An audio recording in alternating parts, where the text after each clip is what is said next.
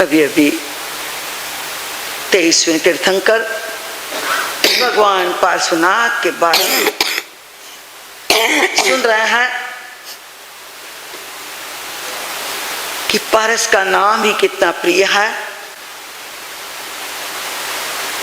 किसी कवि के शब्दों में कह दूं, पत्थर जेवा पैसा अने पारस जेवा प्रभु, कौन तमोने प्यारू लागे पैसों के प्रभु। पत्थर जेवा पैसा अने पारस जेवा प्रभु, कौन तमोने प्यारू लागे पैसों के प्रभु। पैसो सहुने प्यारो लागे, पैसा ने ना कोई प्यारू।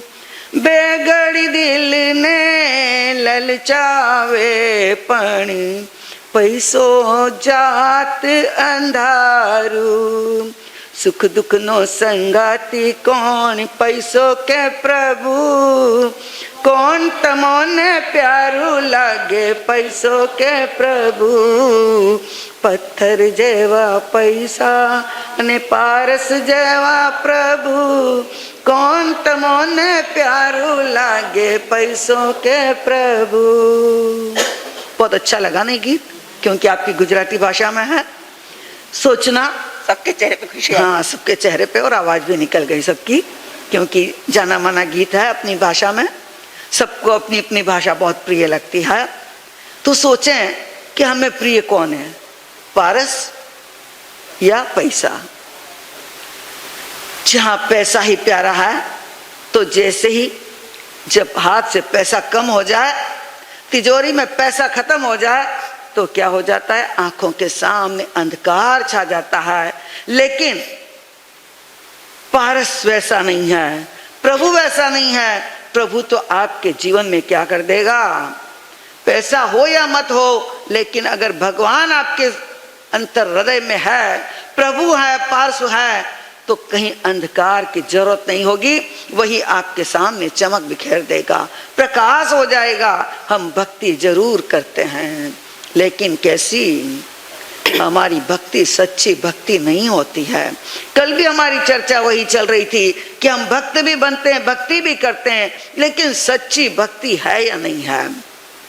हम भक्ति करते हैं, लेकिन स्वार्थ की करते हैं या परमार्थ की करते हैं।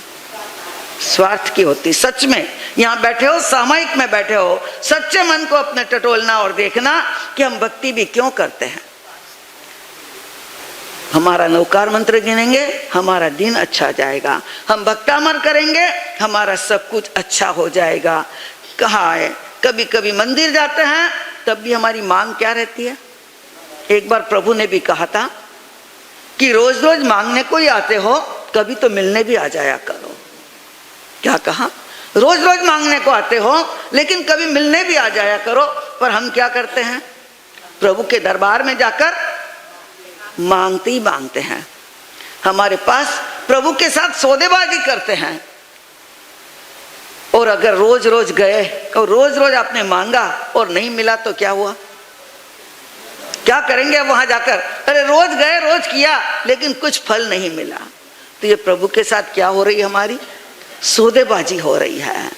लेकिन वर्षों से अगर हमने सच्ची भक्ति की होती, तो आज परमात्मा क्या हो जाता, हमें मिल ही जाता। लेकिन हमारी भक्ति क्या है, सच्ची भक्ति नहीं है। अगर सच्ची भक्ति हो जाए, तो प्रभु आ जाए। आप कहेंगे कुछ भी हो जाए महाराज, भक्त कितनी भी भक्ति कर ले, लेकिन भगवान आते नहीं हैं। लेकिन याद करो, चंदना को याद कर लो, क्या हुआ था। लोग कहते हैं भगवान आते नहीं, लोग कहते हैं भगवान आते नहीं, चंदना की तरह तुम बुलाते नहीं, चंदना की तरह तुम बुलाते नहीं, सच्ची भक्ति का रंग दिखाते नहीं, सच्ची भक्ति का रंग दिखाते नहीं। सिद्ध अरिहंत में मन रमाते चलो, सिद्ध अरिहंत में मन रमाते चलो, कर्मों के ये बंधन मिटाते चलो, कर्मों के ये बंधन मिटाते चलो। हमारी भक्ति कैसी हो, भगवान जरूर आएगा। क्या चंदना ने अगर सच्चे दिल से पुकारा था तो प्रभु महावीर घूमते घूमते घूमते घूमते 5 माह 25 दिन से घूम रहे थे, लेकिन चंदना की सच्ची भक्ति थी तो कौन चले आए?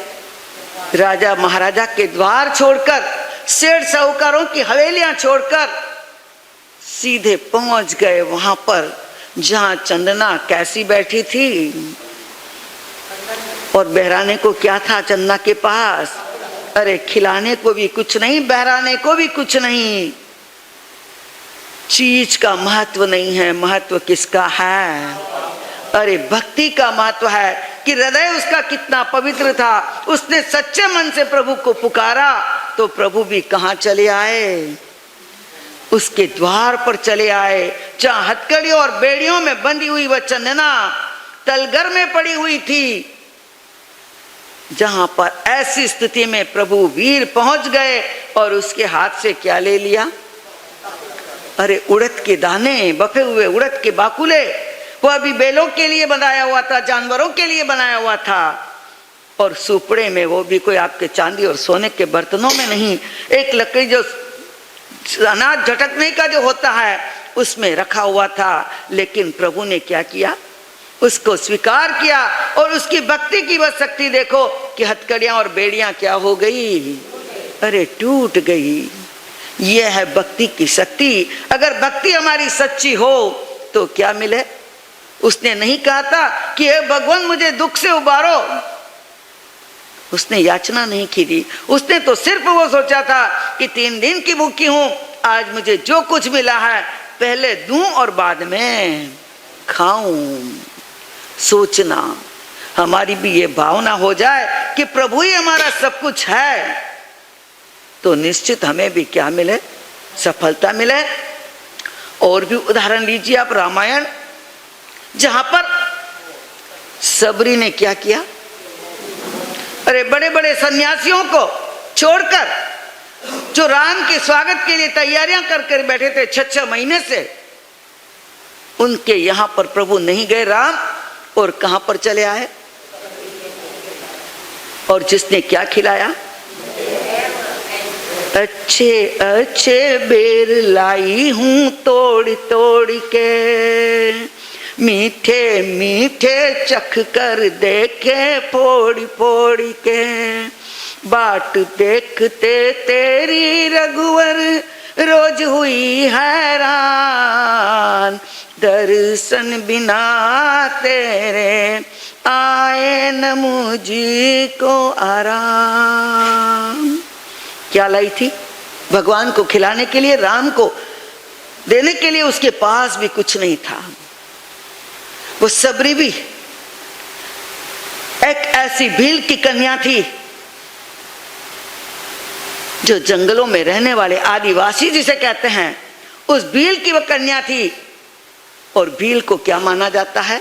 अछूत, सन्यासी, साधु, ब्राह्मण, जिसे टच भी नहीं करते, स्पर्श नहीं करते हैं। लेकिन राम ने जाति नहीं देखी और सीधे कहां पर पहुंच गए? उस सबरी के वहां पर। ये शक्ति किसकी थी? उस लड़की की नहीं, उस औरत की नहीं, उसकी भक्ति की यह शक्ति थी कि राम वहां पर पहुंच गए और क्या खाने लगे? वो बेर भी कैसे थे? काश अभी हमारे जैसे को कोई जूठा दे दो तो नहीं खा सकते हैं। बेर इतनी सी चीज है, उसको भी उसने क्या किया? चक चक कर देखा और वो झूठे बैर। भगवान राम ने क्या किया, ये कहकर खाया कि आज मुझे ऐसा लग रहा है कि मैं मां कौशल्या के हाथ से कुछ खा रहा हूं। विचार करना, भक्ति की शक्ति कैसी होती है और हमारी भक्ति कैसी है। काश हम भी सच्चे मन से यदि परमात्मा को पुकारें तो निश्चित परमात्मा हमारे भी द्वार पर आ जाए। जैसे उदाहरण के तौर पर कि जैसे एक मंदिर बनाया जाता है और वहां पर प्रभु की मूर्त अगर बिठानी है तो मंदिर का स्थान कैसा होता है। जब मंदिर बनता है, आपके पास का ही मंदिर बना, नींव जब खोदी जाती है तभी ये देखते हैं कि कहीं हड्डी तो नहीं है नीचे। अगर हड्डी वहां पर निकल जाती है तो वो जगह अशुभ मानी जाती है। तो पवित्र जगह में, और जैसे ही जमीन की खुदाई होती है, नींव भरते हैं, उसके पहले क्या क्या चीजें वहां पर रखते हैं, क्योंकि जमीन को शुद्ध करना बहुत जरूरी होता है। और उसके बाद आप मंदिर में जाकर देखते हैं चारों ओर वातावरण भी कैसा पवित्र, जमीन शुद्ध, कहीं कोई गंदगी। कभी देखा है कि गंदे स्थान पर भगवान की मूर्ति को बिठाया जाए? शुद्धता रहती है कि वहां पर बैठकर मन किसमें लग जाए, भगवान में लग जाए। लेकिन हम सोचें, हम भी चाहते हैं कि हमारे भगवान कहाँ आ जाए, हमारे अंतरात्मा में। लेकिन हमारा हृदय मंदिर कैसा है? काम, क्रोध, लोभ, लालच, न जाने क्या क्या भरा हुआ है। हमारा मन मंदिर दूषित है। जहां तक हमारा मन अगर शुद्ध नहीं होगा तो भगवान कहां से आएंगे। इसीलिए भगवान नहीं आते हैं। जिस दिन हमारा ये हृदय मंदिर पवित्र हो जाएगा कि उसमें प्रभु की मूर्त बिठाने लायक हम बन जाएंगे तो निश्चित क्या हो जाएगा, प्रभु आ जाएंगे। तो याद रखना, हमें प्रभु को बुलाना है तो कैसे बुलाना। एक छोटा सा उदाहरण मुझे याद आया। एक समय की बात है, करौली जो उधर दिल्ली की तरफ है, वहां का एक छोटा सा गांव था। वहां पर एक बुढ़िया रहती थी। वो बुढ़िया भगवान कृष्ण की भक्त थी। प्रतिदिन ठाकुर जी के दर्शन करने अपने गांव से दूर तक जाती थी, जहां ठाकुर जी का मंदिर था। जाती, सोचती प्रभु को मैं क्या दूं, मेरे पास कुछ भी नहीं है, क्या चढ़ाऊं ठाकुर जी को। उसके पास एक गाय थी जो थोड़ा सा दूध देती थी। एक लोटे में वो दूध लेकर रोज जाती और ठाकुर जी को चढ़ाने के लिए पुजारी को दे देती। रोज यही क्रम उसका था।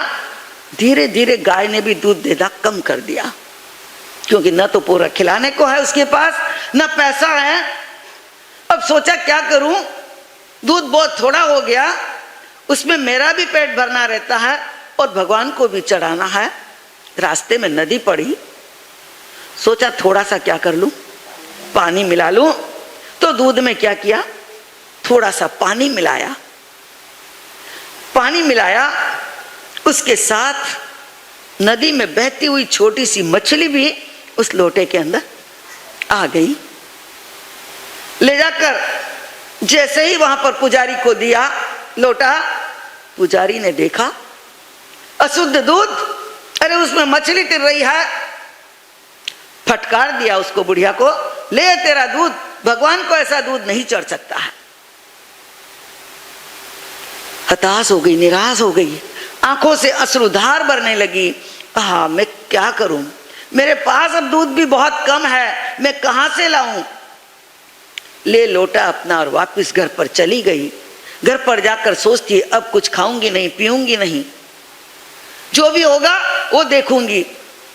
उदास सुस्त आंसू बहाती हुई दिन भर बैठी है, न खाया न पिया।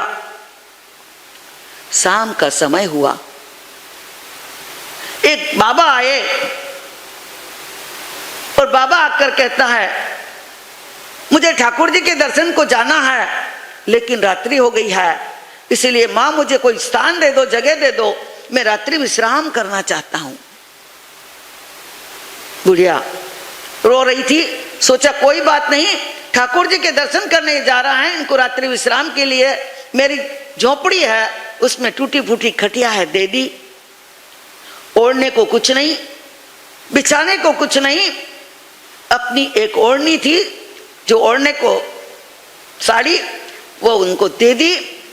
ठाकुर, वो सन्यासी बोलता है, वो बाबा बोलता है, माँ मुझे कुछ खाने को दो, मुझे भूख लग रही है।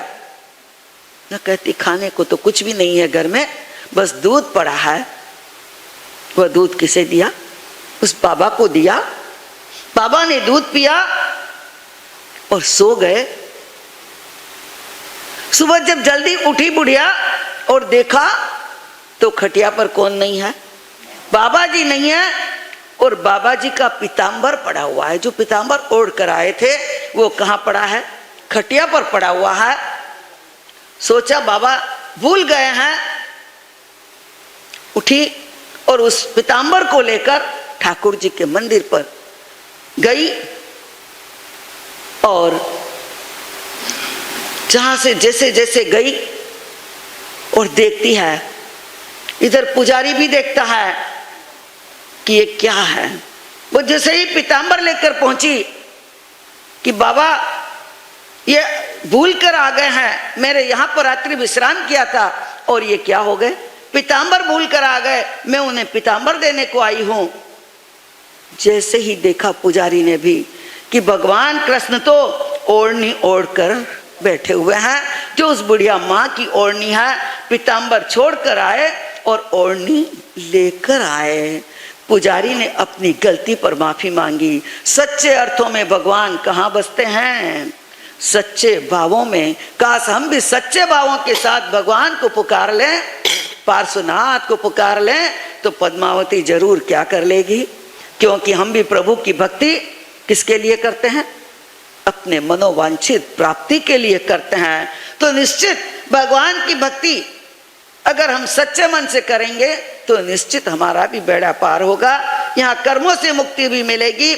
स्मरण करते करते तीर्थंकरों का हमारे कर्मों की कोड़ खपाए तो उत्कृष्ट रसान आए, तो जीव तीर्थंकर गोत्र भी बांध लेता है। और मनोवांछित तो घास फूस की तरह है। जैसे खेत में आप कोई चीज बोते हो, उसके साथ घास फूस भी आ जाता है और अच्छी चीज भी, आपकी फसल भी आती है। तो ये मनोवांछित मांगना, ये सब तो क्या है? घास फूस की तरह है। लेकिन आपके कर्मों का क्षय भी होगा और आपकी ये लौकिक संपदा भी प्राप्त होगी। तो आइए ऐसे पार्श्व प्रभु का स्मरण हम भी करते रहें। तीर्थंकरों का जप करते करते हमें भी एक दिन अरिहंत और सिद्ध की अवस्था प्राप्त हो। इन्हीं शब्दों के साथ विश्राम लो।